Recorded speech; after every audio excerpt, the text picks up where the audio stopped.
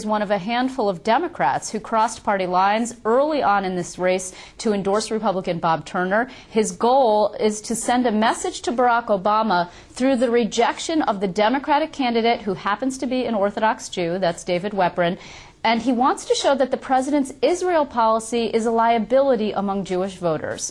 We are, of course, talking about former New York City Mayor Ed Koch. Mayor, it is great to see you. Thanks for your time. Thank you. So would you like to give us any predictions?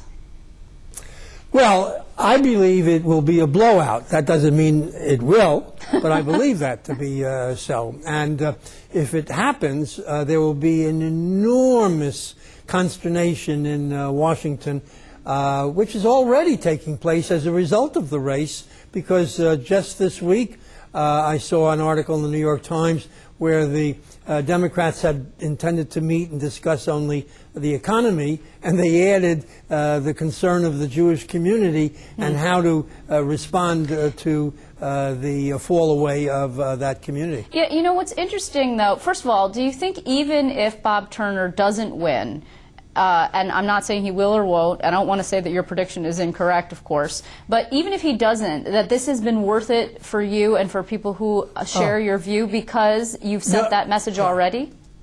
There's no question about it that we have sent the message and they have heard that message.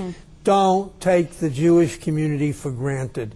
Up to now, the Democratic national ticket got well, in the last race was 78%, the highest percentage, next to the African American, which was probably about 95%. Right. This is, you know, but what's curious about this is when you look at the polling, it's a little bit all over the place. If you look at the Siena poll, about 7% of folks who were responding said that the issue with Israel was not on their radar screen. Then when I you saw look that, and that...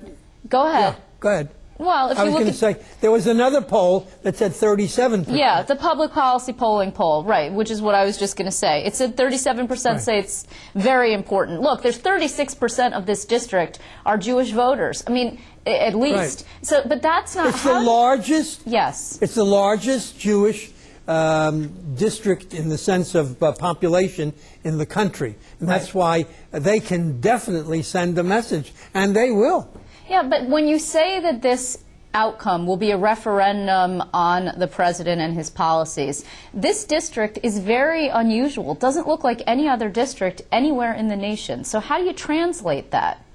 No. We're not talking about the district or voting around the country. We're talking about the Jewish vote, which the Democratic Party takes for granted. Right. And the Democratic Party expects the Jewish contributors to the election to be their strongest contributors.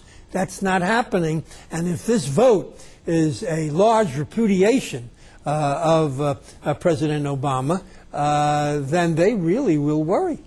You know, you've actually tried this once before. I've actually spoken to you about it. If I remember correctly, in Maurice Hinchey's race, you also crossed the party line and endorsed the Republican, also on Israel. That's an upstate district, very few Jews. The reason I picked this one was it's the only congressional elected, contested district election that's taking place this year, and it happens to have the largest number of Jews of any congressional district in the country. I am simply interested in, not in a national referendum, but saying to President Obama, don't take us for granted. You know, though, just to play devil's advocate for a second, if you would allow me. Sure. Do you think that it's dangerous to paint Jews, or any voting bloc for that matter, as a single issue? Doesn't that make them into a one-dimensional character? No, I don't think so. Let me ask you something, because this is not an unusual question. I said to the last person who asked me that about a half hour ago, I said, if I were Polish American and I was distressed with the attitude of the State Department and the President with respect to relations with Poland, the country of my ancestors, would you ask me, Why are you so interested in Poland? You're an American. I'm a Polish American. I'm a Jewish American. We're not supposed to lose the desire to be supportive of the countries of our ancestry. I think Italian Americans love Italy perhaps a little more than any other group, even though we love Italy too. Okay, but what I mean, Mayor, is that you care about, to turn it back on you, you care about a lot of things. I know you do. You care about all sorts of things. You are a man of many tastes and many interests. So the thing is, why make yourself out to be a single issue person? Because you're not a single issue I'm not a single person. issue because you've already conveyed. I speak out on a whole host of issues. But let me tell you this. The reason I'm so concerned about the state of affairs between Israel and the United States is the only country that supports Israel. There's anti-Semitism rising all around the world. In England, they disrupted the symphony orchestra from Israel was playing to 5,000 people, and dozens of people calling themselves artists disrupted and wouldn't let them go on. They were not arrested.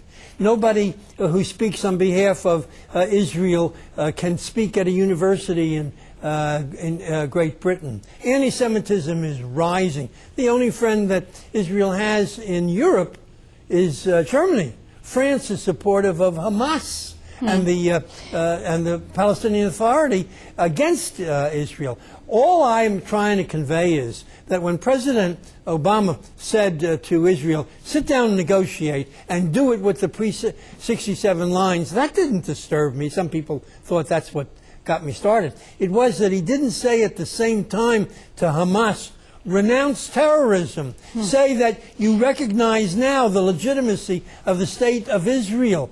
They won't do it. Okay. And so what? Go ahead. Well, the election of Bob Turner is going to change the entire approach by the Obama White House? Well, if he wants Jewish support, it might change it. I'm not saying that Obama hasn't done good things. He has. He has been supportive at the United Nations, which is a cesspool of anti-Semitism, and he's been very supportive on not going to Durban 3. But I am saying to him, you've conveyed hostility.